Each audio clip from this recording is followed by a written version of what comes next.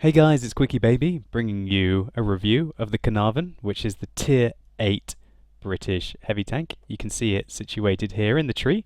It is after the Black Prince and before the Conqueror, and it plays fairly similarly to the Black Prince, but I can tell you that it's a hell of a lot quicker than the Black Prince. That's the main difference immediately from this tank, and also that it's a lot more flexible. I would consider it to be similar to a medium tank, just with better all-round armor than a medium tank of its tier, and also a 20-pounder that you can see here, with fantastic aim time of 1.9 seconds, punchy accuracy of 0.32, so you can hit the shots when it matters, great penetration of 226 millimeters, with an okay rate of fire of 7.69 for its 230 alpha damage. Now its frontal armor is 130 millimeters, as we can see clearly here. You don't want to angle it too much, because we can see that its side armor is only 51. So if you give this, then really this is just guaranteed pen.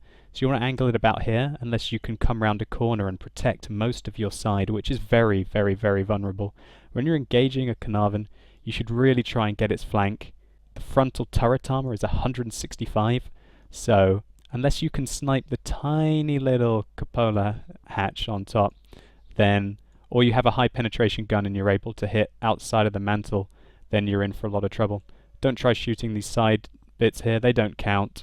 A lot of people will try and shoot these and just waste their ammunition. Side of the turret, however, is very large and is an easy penetrating shot, and the rear of this tank is easily penetrable with HE rounds of a caliber of about 100mm plus, so use that to your advantage. The side armor also, as I mentioned, is trash. 51mm will hardly take anything. So you want to angle this tank about like this, and hopefully maybe your tracks will absorb most of the damage, and you still need to angle your 130mm of frontal armor to be able to get a bounce. If they hit the upper plate, it will generally bounce. The lower plate isn't angled quite as well, but if they're very close to you and they're aiming down on it, it's quite troll. If you're engaging an enemy tank in a Caernarvon, then really it's quite good to get up close and personal with them and just bully them. And you've got the gun depression to aim down onto their armor, whereas maybe they'll be forced to shoot here and above, which is quite hard to penetrate on a Caernarvon tier for tier. So, what other strengths does this tank have? It's got 400 meters view range, which is significantly better than at least the Russian tier 8s. Its turret traverse is fairly good with 36. Its top speed is 35. Its traverse is 24 degrees, which is okay. That's enough. That's all we need. I really, really like this tank, guys. I'm going to show you how I got my mastery badge in this in the gameplay coming up. So here we go. Let's see our gameplay in the Caernarvon. Just going to fast forward a little bit through the beginning of the game. To explain what I'm thinking at the moment, I see that we've got an equal number of our team going down into the valley on the east. We've got a couple of people defending the bridge in the middle of the map, and we've got a fairly good amount of people going to the west to defend that corridor. Now my favourite location on this map to start the game off with is this corner. As you're going to see, I put some kind of effective fire off. You can see the quick aim time. I unfortunately missed the 5100. I could have got an easy first shot on the Tiger, but I wanted to shoot the 5100 first. Unfortunately, our shot goes a little high and hits the Tiger in his mantle, which fails to penetrate. Our second shell slams into his frontal armor, penetrating for a fairly high roll. Unfortunately, our gunner's a bit off today, hitting the rock instead of the Jagdpanther. There we can see another nice roll on the Tiger. So one thing I will point out, guys, is you can see here the ridiculous aim time of using the 20-pounder on the Caernarvon. You could go backwards, forwards as soon as you shoot, and you only have to aim for literally a second or two before you can fire again. Now the penetration on this gun is excellent for a tier 8 heavy, on par with the KV4, the Tiger 2, and the IS-3 226. And the aim time and the accuracy of the gun allows you to make punchy shots like this on the Jagdpanther. So we're quite fortunate that the enemies are wanting to duke it out with us. And we can see angled at 45 degrees that the frontal armor on the Caernarvon is quite troll. Fortunately, our shell goes a little low there on the T-32. On the T-34 too, I should say. And I take a blind fire at him, knowing he was still in that position, and it flies true. So now we know there's a Tiger and a T-34-2, both on one shot. And I noticed right now that there are a Type crossing the bridge. As you can see here, I'm looking at him. And I think there's not really much more point in engaging that Tiger and the T-34-2. I didn't think they were going to come and do anything more. They're both only with one shot remaining. And I thought that my best opportunity would be to try and hold this mid-ridge, and also to be shooting down on the opponents that you can see to the northeast. So a Tiger 2 just got spotted for the first time in the middle of the map. I'll keep my eyes out for him later. I'm going to speed it up just a second here until we get into position. And here we can see the IS-3 has not noticed me. I decide to shoot the Super Pershing in the side of the turret first. Penetration on this IS-3 is not guaranteed. But thankfully having an accurate gun and 226mm of penetration allows us to put most of our shells in. Unfortunately that shell went really low on that Super Pershing there. There we can see the excellent aim time of this tank allows us to literally poke the corners really hard. And that's my kind of gameplay, it's my kind of style of gameplay, is backwards, forwards, poke the corners. Try and avoid the fire, make the enemy miss, and make your hits effective. And angled well there, we could see that the Super Pershing was unable to hit the front of our tank. And we ended up doing 820 damage to that IS-3 fairly quickly. I aim for his cupola, and it just goes slightly high and misses. The game's fairly even at the moment. Let's try and turn it around. There we have the top of his tank. We make the shot happen.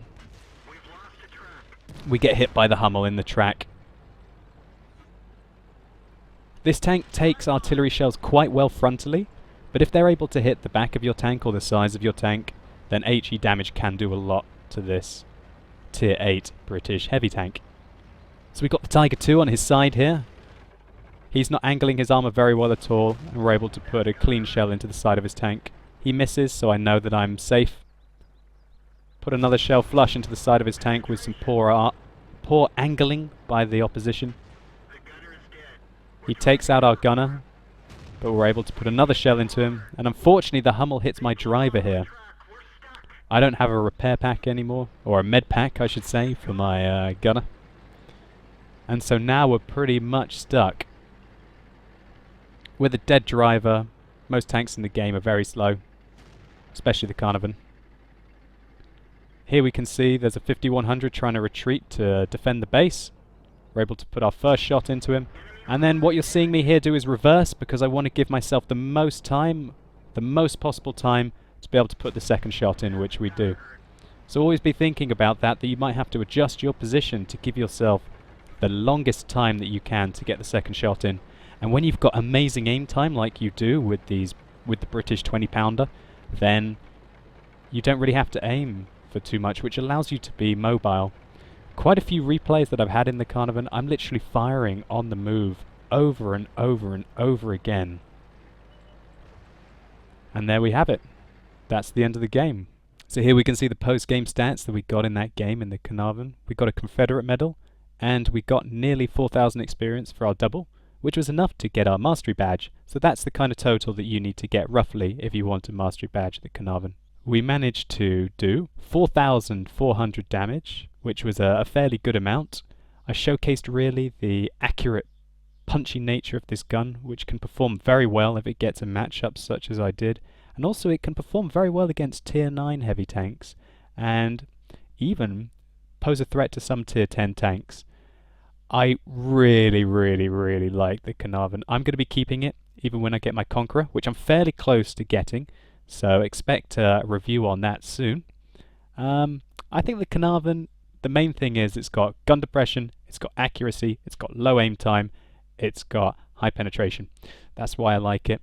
Its frontal armor is enough. It can troll quite well. If you go really close to the enemy and you can aim down on their frontal armor, then you can have the advantage over them, because they have to shoot you in the turret. Really, I'm all for gun depression, guys, and that's why I think the Caernarvon is one of my favourite Tier 8 heavy tanks. When you compare it to the T-32, it's just completely different. It's almost like the aim time on the T-32 add a little bit of penetration, which is fantastic.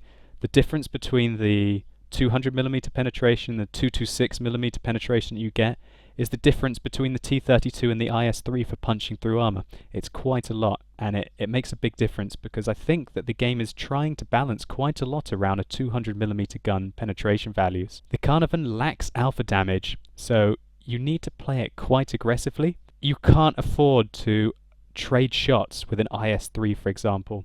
If the IS-3 shoots you, you have to shoot him twice, and if you do that, then you will come out on top in the end. Avoid taking side shots and avoid leaving your rear exposed, and you're going to do really well in this tank, and I fully recommend it, and I will be keeping it. And you guys should know that I only generally keep tanks that I feel can carry and are good performers tier for tier. So as always, guys, thanks a lot for watching. You've been epic, and hopefully I'll catch you soon.